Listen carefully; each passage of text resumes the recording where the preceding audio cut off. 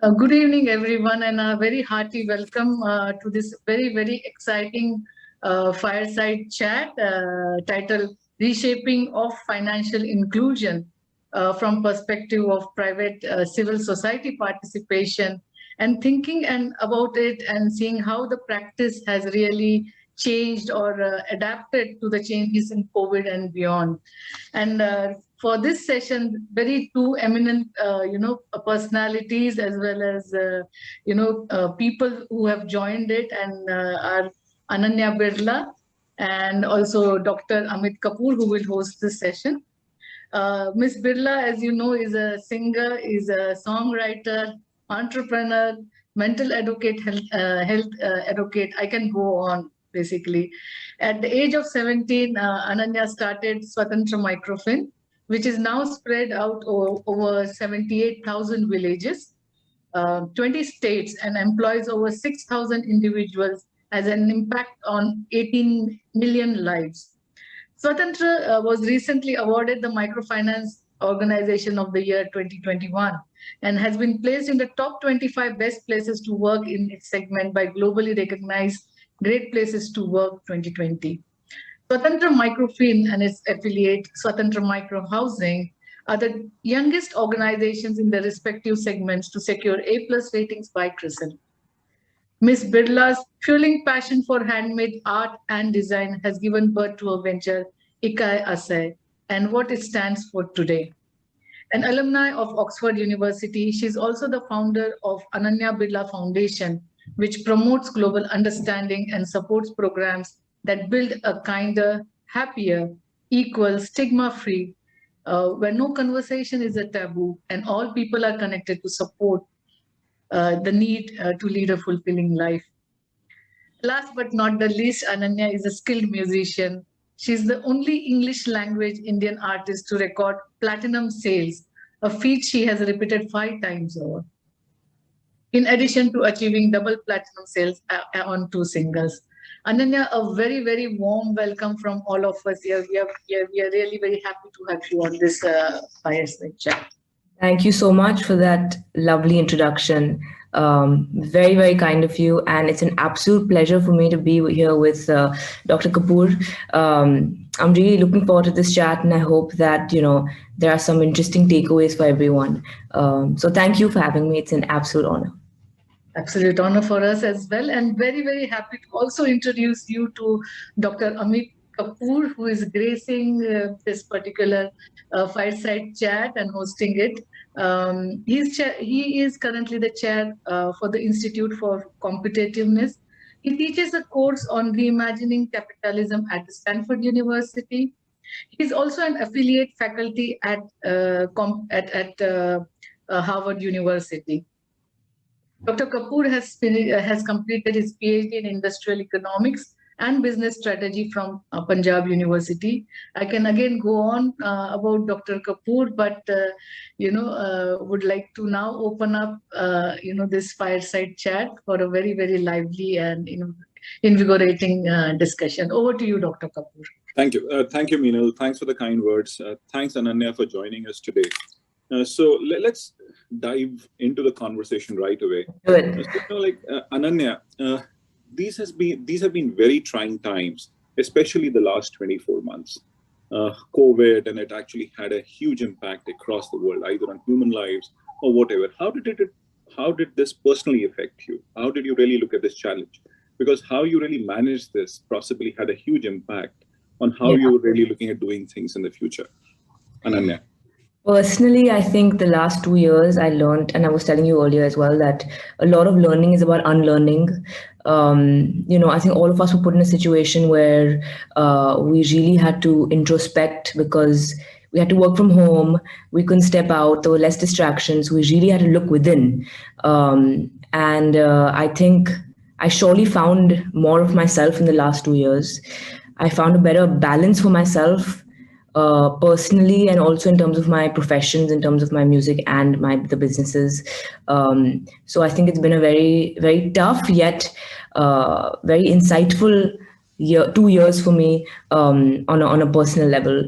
I've surely grown manifold. I don't think I would want any of us to go through these years again, but I wouldn't change it for anything. Oh, Ananya, you make a very important point here. And I think that's one of the learnings from that answer itself, that it's about unlearning. Could you just say, like, as to how people can really learn from a young person like you, the process of unlearning? Here is this young person, young adult, less than 25, who just saying that, oh, it's about unlearning. And that means there is a huge mature head here who's really talking about. You know, I look at human beings as onions. I think we're all onions. From the day we're born, we're told, this is your name, this is where you live, this is your religion, this is what you have to believe in. And we're born into that. And we have these conditions, and they're beautiful, you know. Culture is beautiful. Religion can be a huge, foundation for many people, and not for some people. And various other things, you know, gender stereotypes, for example. But I think personally, when I hit the age of maybe 22, 23, maybe even a little bit earlier, I started realizing that I need to start peeling these layers off my onion and what is actually at the core. So it's actually very, very logical, just looking at, and it takes time, and you know, it's a journey. I'm still on this journey. But from everything that society has taught me, or my environment has taught me, what are the things that I personally believe in, and what are the things that have been put onto me because of conditioning? And that's what I mean by unlearning, is to really begin to layer out, you know, peel layers from your onion and see what's in that core. And as I began doing that, and like I told you, it's a learning process. I think hopefully it'll happen, you know, for the rest of my life. I surely became a better artist, 100%. I became more self-aware. I hope that my leadership skills improved. I surely became a more compassionate person. So this is what I mean. I think as human beings, all of us are onions. We have many, many different layers. And it's all about unlayering and seeing where that takes us. And it can be a very scary journey because, you know, it's everything we've learned. And suddenly you wake up one morning and you're like, so to give you an example, and this is, you know, because you brought up the personal side of things, I've grown up thinking that you have to try your best and then leave the rest to the God or to the universe. And, you know, that's the way that was my mantra growing up. Like, you have to try your best. And one morning, a couple of years ago, I woke up and I said, but do I always have to try my best? Like, why am I putting so much pressure on myself? What's the point of being on this beautiful journey if there's so much self-induced pressure? Am I actually really enjoying the journey? What am I going to remember 20 years down the line? It's going to be how much fun I had and how many lives we impacted. So this whole thing of trying your best, and it's great to try your best, but sometimes it's okay to always give your 100%. It's okay to just take it easy sometimes. And it's still much easier said than done. I'm still very harsh on myself. But that's one example of an unlearning. So yeah, I hope that answers your question. Absolutely.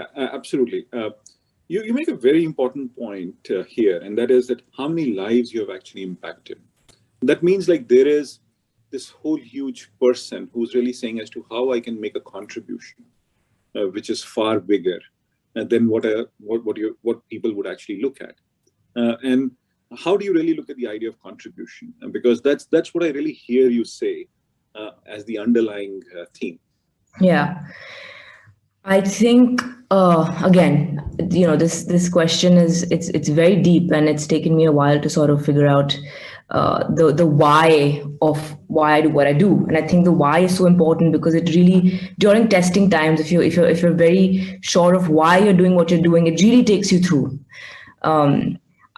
Currently, and maybe this changes in the next week, next month, next year, and that's fine. For me, currently, I think it's about if I can contribute to someone's daily life in some way, whether that is to ease their suffering, whether that is to make them smile, whether that is they have my voice and a song in their ears while they're running, and it makes them, you know, run that one extra mile and hit their fitness goal. whether that is a client, a Swatantra client in Titwara, who has a dream of buying a cow and giving her daughter an education. We're able to do that. It's all about really making daily life a little bit more fun, easier for another individual. I think it truly boils down to just that. Very nicely said, Ananya. And when you're saying it's about making a difference to a person's life or a person's life, but let's look at the larger lay of the land here. And I think why am I coming to this question is that the pandemic has changed so much for us. Absolutely. And what has happened is like the developmental challenges that have happened in the world are far bigger than what we could have actually anticipated. That is what I really look at it, or how totally. I look at it. Yeah. Your point of view. Now, how do you think, or what were some of the developmental challenges that you think have happened or have exasperated because of the pandemic? So there are many, many things, Doctor. And I think to start with education, for example, the fact that children are not / were not able to go to school, and it had to be done digitally, right? It was done on a screen. So number one is, does that hamper their development phase? Because it's very important to have social interaction at that young age. That's number one. But that's a larger sort of, larger topic. Here, I think it's digital penetration. Education, I don't know scientifically, but just logically and intuitively, the quality of education, also the reach of education probably did take a hit because someone sitting in some part of semi-urban India or rural India didn't have a laptop and internet connection to be able to go on to a class, So because digital penetration is not as high as, we have 1.3, 1.4 billion people. So I see education as something that's really taken a hit. And that's a huge one because education is a long-term supply side policy. We're going to have the youngest working population very, very soon in the entire world. So if education starts taking a hit, it can impact a lot of different things.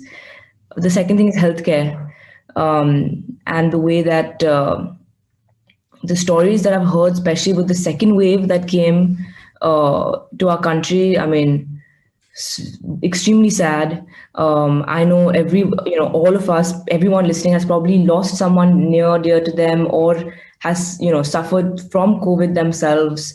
And so the healthcare system, and really questioning if there's another wave that, it's beginning to happen. And I'm in London, and the cases are really rising here.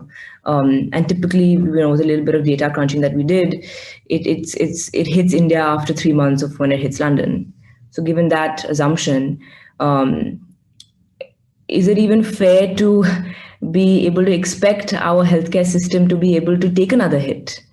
It's been a very extraordinary circumstance, and I think they dealt with it, our frontline workers dealt with it beautifully. But is it even fair for us to expect that as human beings, from them? So I would say education and healthcare from a larger point of view, for sure. And from the business point of view and from Swatantra, which we can get into a little bit in detail, but customer touch points, how is, that a huge part of the model is actually going to our customer, talking with our customer, whether that's not just for collection or disbursement, because that's now cashless, but really that face-to-face interaction with them, which really reduced, or almost became zero. Now it's, picked up again after Delta sort of died down. But so it's really questioning how we can maneuver around that and still keep productivity as high as it was before this pandemic hit us. So, Ananya, you make 2 or 3 very important points again. One, you said, of course, education has taken a hit. And it was about the social interaction space, yep. Like whether students were able to talk to each other, play in the grounds or whatever. Why do you think it is such an important thing? Because I agree with you, like point blank, yep. that this is a huge issue because there could have been a learning loss that have happened. Like students might not have interacted, their social skills could have actually faced issues, or will face issues in the future. How do you really look at this whole aspect of social interaction. The second thing, you make a very important point on that is about how do we expect that the doctors or the healthcare workers can actually just get back to that same resilience level again. Now, I think it's an important point because if the third wave hits any part of the world, I'm not saying it's India or any other part of the world, it's actually going to be a huge burden on people. How do you really keep them motivated and things? That's what you're effectively saying. So some further thoughts on this? Doctor, I would love to rack your brains on these 2 points. The things that first hit my mind, social interaction. At the end of the day, all of us are social beings. We need people around us. We need connections. We need family. We need friends. The ethos of being a human is having connections. How, my teenage years, there was, we can all rebel and say, I want to be all alone and all of these things. And I'm sure everyone goes through their own stuff, but at the end of the day, we need people around us. So at that young age itself, if you don't have that interaction, it can be very tough to understand human behavior because you've not really interacted with human beings. So how would you know how they behave? And that's a big part of being human, right? Is to be able to talk to other people. So as a child, if you're not having that interaction, I think it can just slow the learning curve a little bit in terms of EQ. Maybe. So that's something, just a quick anecdote. Someone I know, one of my very good friends is nephew, second birthday. And his parents said that he doesn't have any friends. So we had a birthday party and it was just us and a cake and I was like, wow, like on my second birthday, I don't know, I've heard stories, but there was surely more than at least 10 or 15 kids. He has no friends because he's been at home for 2 years. There's been no social interaction. He hasn't been able to go to the playground or anything like that, no school. So that one story really hit me hard, that he has absolutely no friends at the age of 2. So that's to answer the first part of what you were saying, social interaction. I think it will hit EQ in some way, but I don't know how. And it may not even. This is just like, what comes to my mind initially. For point number 2 on healthcare, very, very tough one. My heart goes out to all our frontline workers. I'm very thankful for everything that they do. The resilience can, I think, come back up, but can the resources match up again is something that we really need to, because that's more an infra thing, that's more a supply thing. Resilience is more an emotional thing, which can sort of, intrinsically we're strong people as human beings. So that may be possible to a certain extent, but can infra suddenly come back to or be what it's supposed to be? Can the supply of oxygen, for example, medication, vaccination? So there are many things at play. I think it'll also depend on how governing bodies really react to this wave, whether there's going to be lockdowns, travel restrictions. It really depends on how countries react. And me, a mere mortal, just trying to be a responsible citizen, I'm also just on edge, wondering, what's going to happen, what's best for mankind. And, like you, I'm also trying my level best to just contribute in whatever little way that I can to make this a little bit easier on everyone. But having said that, just the way the world has gotten through 2 really bad bouts, I am sure that humanity, and we will get through this one as well. So I am cautiously optimistic, but I am optimistic. And I think it'll be okay. I think it'll be okay. Oh, yes. Like optimism makes the world go around. Like if we became pessimist, like things will just not move ahead. But just digging deeper into the conversation, like I hear you say something very important. I do not know if everybody else agrees, but for you to ponder, is that you're really saying that we have to look at measures of understanding life or understanding life of people from a quality lens, or we need to really say it is just not about per capita incomes or GDPs in the world. And this is my favorite topic. I've done a few pieces on this with HBR. I was actually reading your paper on GDP and whether it shows, and Doctor, it was very insightful for me. And I didn't mean to cut you up, but I just wanted to say I completely agree with you.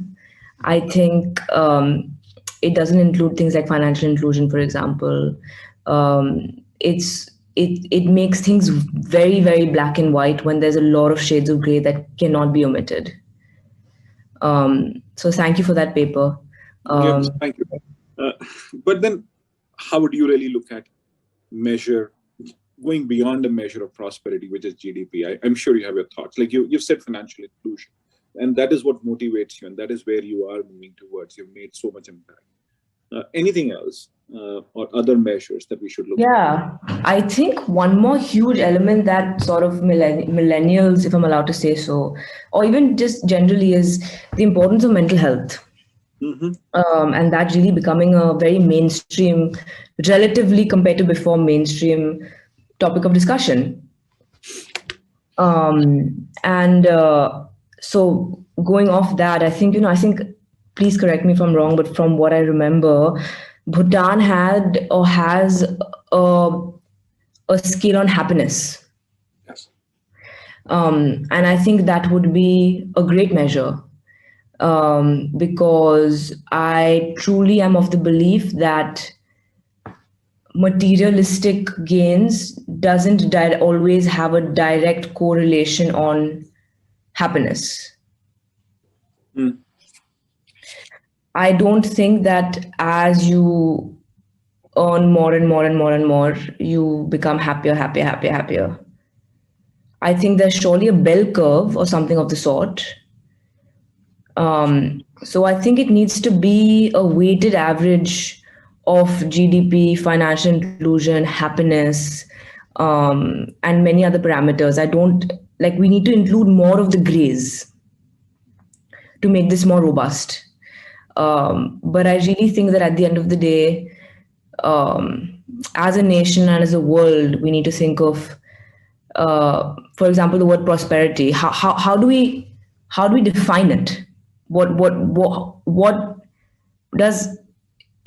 Is it only linked to how much economic growth we've made? Is that what's going to make us feel more prosperous, or is it also a more well-being driven thing? Is it also a happiness thing? And then sort of dive into go backwards and see, okay, so these are the parameters, and then sort of include it. So I think that we really need to start identifying more of these gray areas, because like you mentioned in your paper, and I agree with you, I don't think GDP is a very accurate. It's very important in its own right, and it does what it's supposed to do. But I don't think that it is all encompassing of what we're trying to look at here. So, I hear you say that beyond GDP, there is something like we need to measure experiences of a man over his lifetime. Exactly. Right? That's what we have to really look at. Am I right in understanding you out here? Absolutely, 100%. 100%. And so, you make a very important point on mental health, and I have to ask you that question. This has been a topic which has been a taboo in many ways, at least in our country. And it's a very massive issue, and it is really, it is something which will become an issue because a lot of people have been staying back at homes or they've not been interacting. So how do we tackle this? Because if you're able to tackle the mental health issue, because that will lead to a lot of other things like overall per capita happiness, if you might want to say.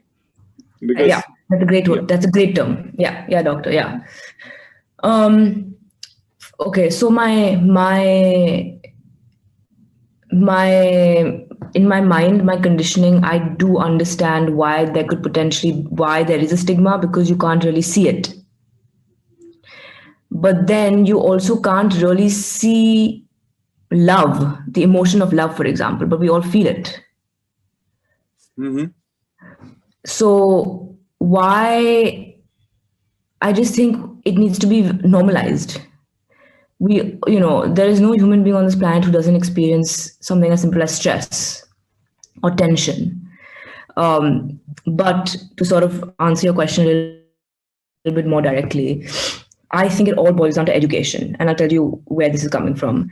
At the Ananya Birla Foundation, we're working with some extremely bright researchers and academics from LSE, and who I just met a couple of days ago to understand where our study is at, in correlation with Swatantra and a couple of our clients. We've only completed a very small sample size right now to see where it was going. But in these areas, so there is no stigma because there is no education. They have no idea what mental health is. So there is no stigma, which sort of made me think that, okay, if we can educate, if we can provide, I don't want to say educate them because who am I to educate anyone, but if there is a form of education that is done the right way, there would not be any stigma. So I really think it boils down to educating people in the right way so that they understand that there's no need for there to be a stigma and it's okay to ask for help, because this is a horribly vicious cycle. Let's say I'm experiencing a bad bout of depression, but I am so afraid of what other people will think that I don't ask for help. The fact that I don't ask for help makes me feel worse, and I then feel even more depressed. So it's a really vicious cycle. And the first place to break that is for me to feel like it's okay to ask for help. People are not going to think I'm crazy. I am still a very capable human being. I'm just going through a bad phase. It's normal to suffer from a mental illness. It's fine. I ask for help and I get better. So it can be very, very simple if we just begin to think of it more from okay, it is what it is. If someone is saying that this person is experiencing feeling depressed, the person is feeling depressed. Why does my ego need to see validation? Let's just believe that this person is feeling this way and give this person help, and it's fine. Mm-hmm. So we just have to take it as it is and ask for help. And so it's actually very simple, but human beings, all of us, I think, tend to make things way more complicated. So it's actually very simple and it can be solved very simply. But to make things simple is very complicated. So I think it's all about just changing the narrative around mental health and making people feel like it's okay.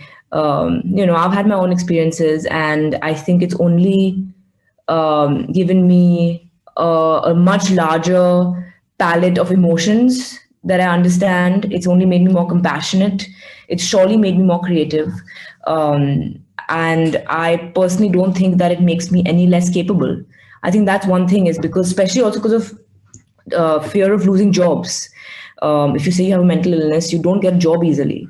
So it's really about making people know that whatever it may be, mental illness is the same as a physical illness. And it doesn't make you any less capable. You are not, quote unquote, mad for feeling what you're feeling. It's absolutely normal and fine. So there's a long way to go. And again, there are many, many different things involved, but it's all about really simplifying it, being unassuming, being compassionate, kind, listening, not judging, and just letting everyone live. I say live and let live. And I think that's really important for, I live by that mantra, and it gives me a lot of peace of mind. Awesome, Ananya.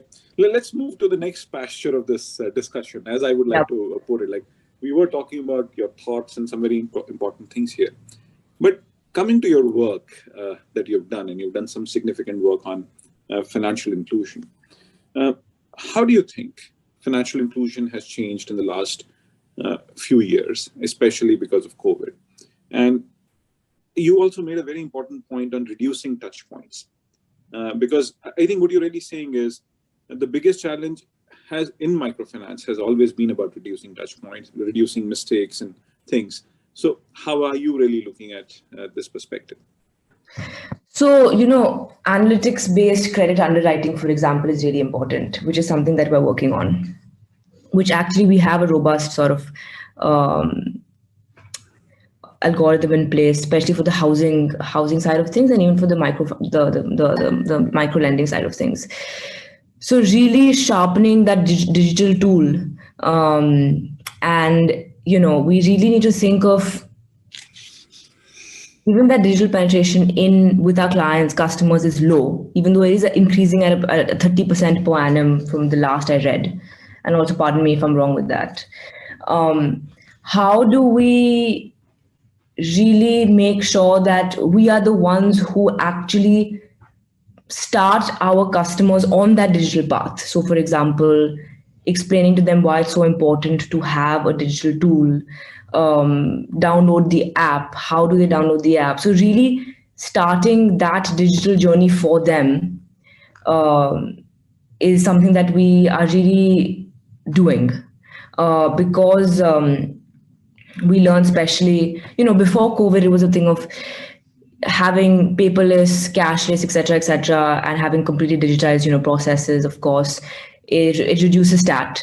It makes it, it's more cost effective. It looks, it's much easier, it's faster, it's more efficient. But now it's almost become like we need it just to function. So it's not just an addition or a bonus. It's actually become a core of the business to function, because if you can't meet the client face to face because of COVID, there has to be a D2C, interaction happening. And for a D2C interaction to be happening, there needs to be the digital element. So we're really, really trying to ensure that our clients get onto that digital journey. So I think that's one big thing that we have learned. Another big thing is that, it's linked to financial inclusion, but it's a larger learning. In our business, it's T1, T2, T3, 30, 60, 90 days, right? And then you write it off after that, typically. Here, what I think, and this is something I've learned, I've got a fantastic team, and I'm very, very grateful. I learn from them every day. So something that came up was the fact that we've learned patience. We've learned that our clients are very resilient. It's not like that they don't want to pay, it's that they cannot pay. And it's not their fault. If the entire world is going through a pandemic, how are they are barely being able to make ends meet. They can barely just get a meal. So repaying another institution is very far. So how can we possibly penalize them for something that's not their fault? So really understanding patience and really understanding that it's not just a 90-day gap. It's about standing with our clients till the point where they feel like they are able enough to repay.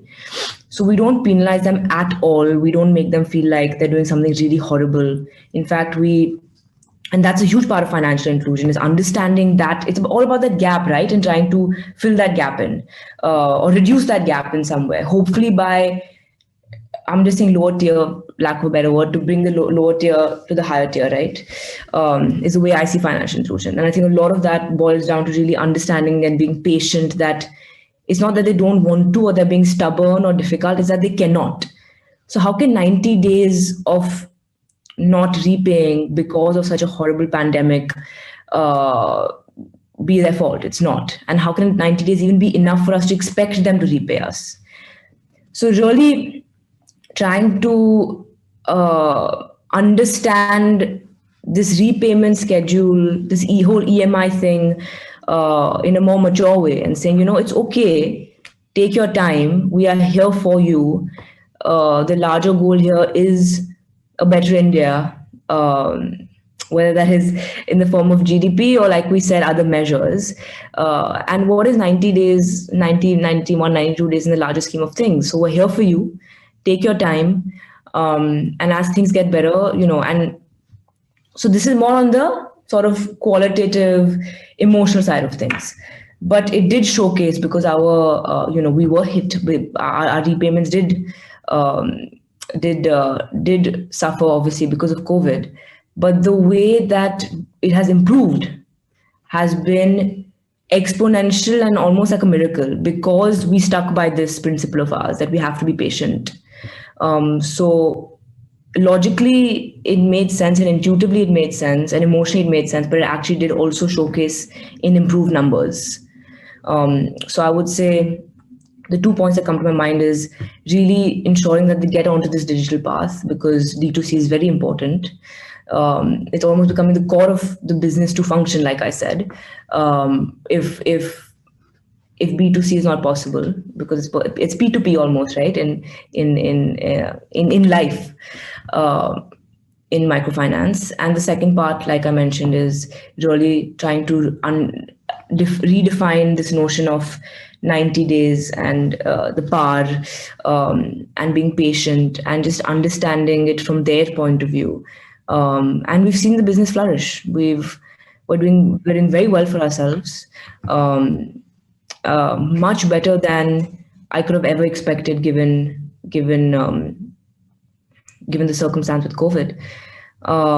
So I think financial inclusion is very interesting, because of course it's about digitization and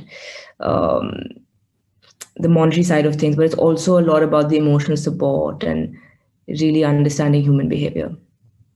So Ananya, you again make a very important point, and I would just like to give a term here to this. You're really talking about humanizing business, right? And that's when you say that, we are going to go beyond that 90 days. So just for others to know, because if it has given you gains, I think there are gains for every other business in the world if they humanize themselves. So just a number, like if you humanize the effort, what are the kind of gains that a company or an enterprise could actually have? Just a number, maybe, for them to feel motivated. Because I think if even 5 businesses change because of what you've said today, I think it would have been achievement of sorts.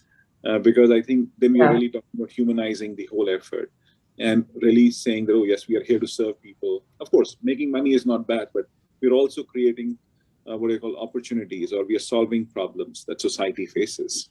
Absolutely. Yeah. So our it's almost come down to 2% now. And it was touching 5.6% or something like that. My team is watching. I'm sorry if I'm getting the figures a little incorrect, but relatively that's how much the improvement has been, and it is continuing to improve. Of course, we did make other structural changes as well. So we brought in a completely different team for collections, because usually the field officers who disperse the cash are also the ones who collect it back, because then there's a form of ownership that they feel, right? But in this case, so we created a completely different vertical for collections. So collection efficiency has moved from 82% to 96%. Wow. So to give you, and PAR 30 from 17% to 7% now. So that is, that's excellent. So my team's vision and the way they've handled the situation has been really, really remarkable, and it's all their hard work and their brains. Yeah. I think a lot more should be written on this, because if you're really able to do this in the times of the pandemic, and if you create a human face to what you've done, and it can give profitability, it does help you. I think there's a lot to learn, and there's possibly a case study here which has to be written at some point in time. Done, Dr. Amin. Let's do it. So that's where it is. But moving ahead, we don't have much time, but then just moving ahead onto this. When you talk about your body of work, and you've also talked about gender inequality that possibly exists, or the discrimination that you've seen, how do you really encourage entrepreneurship in women? And I ask you this question because, for a simple reason, it's about creating livelihoods, right? It's all about the whole idea of how we can create opportunities for people. And maybe with your idea, with Swatantra, how do you think there can be some kind of convergence that might happen? So my granddad used to say, it's a very famous quote, and I'm 100% going to misquote it, but you'll get the idea. Give a man a fish and he'll eat for a day. Teach a man how to fish and you'll feed him for a lifetime. And that's what I think entrepreneurship is all about, is to make sure that our clients are job givers more than job takers. And there's nothing wrong in being a job taker. But that just really, so to tear this back, I think a huge part of gender equality boils down to financial independence. And that's a completely different topic. I don't think we have time to get into that, but this is my sort of analysis, right? That if a woman is financially independent, then the discrimination against her, there's more possibility for equality if a woman is financially independent. Absolutely. No, just to give a framework here, if I might say, actually. Please. What you're really saying here is that if you're enabling people, if you're actually going beyond just supporting people, if you're really enabling them to create enterprises, we are creating shared value. We're creating a situation wherein it's a new capitalistic system, wherein we're enabling people, they create businesses and they further create businesses and they create wealth, and leads to a much broader, bigger multiplier than what we could have actually anticipated. And I think that's where the whole power of capitalism has been. In fact, I've always said capitalism has to really get or move towards exactly to what you're saying, enabling people to really do better for themselves. Absolutely. Rather than just doing something like, of course, like we can do our 2% CSR in India, but what you're really saying is let's go beyond the 2% as well. Let's enable people. Totally. And okay, now, so we are moving towards the fag end of the conversation, but I had to ask you this question. Okay, sure. Like there is this young lady that I'm talking to, who's a multifaceted personality and does some exceptional music. I must confess, I just heard your music very recently, but I loved it. But then how does music inspire you? Because I think when you're really talking about music and when you're into music, there is a very different person behind that facade of music, because, like there has to be a very soft persona, because music and art is very from the heart. It's not something which is analytical, as I would really look at it. Correct me. No, absolutely. I think music keeps me sane. It's like my right brain is helping my left brain to cope up, and my left brain helps my right brain. So it's a great combination. Music has been my best friend while growing up. And if my music can do that for other people and make other people feel like it's okay to feel certain things, I would have achieved a lot. Scientifically, and again, I'm not putting this across correctly, but it's been proven that music is that one thing that brings all the senses together in the brain. So it has this magical power of bringing people together from all over the world, regardless of genre, regardless of language. And that's truly magical and very powerful. So I've had, while I'm touring, I've had, little sweet fans coming up and crying and giving me a hug and saying, your song saved my life. And for me, it was just writing lyrics from my heart about an experience while I was in my room with a random chord progression that I found on my guitar. And then I went into the studio and recorded the song. So the impact that music has on people and the impact that music has had on me has been it's something that it's priceless. It's something that I cannot even explain. And I think music on a daily basis reminds me that there is something that is much, much larger than all of us individually, whether that's the universe, whether that is a shared purpose, whether that is whatever it may be, and everyone has their own beliefs. So it's very humbling for me to make music. It's also very humbling because some songs do really, really well and some songs just don't do anything at all. So it's a very good reminder.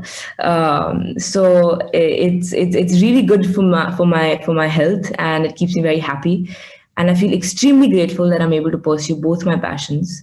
They're more than my passions, actually.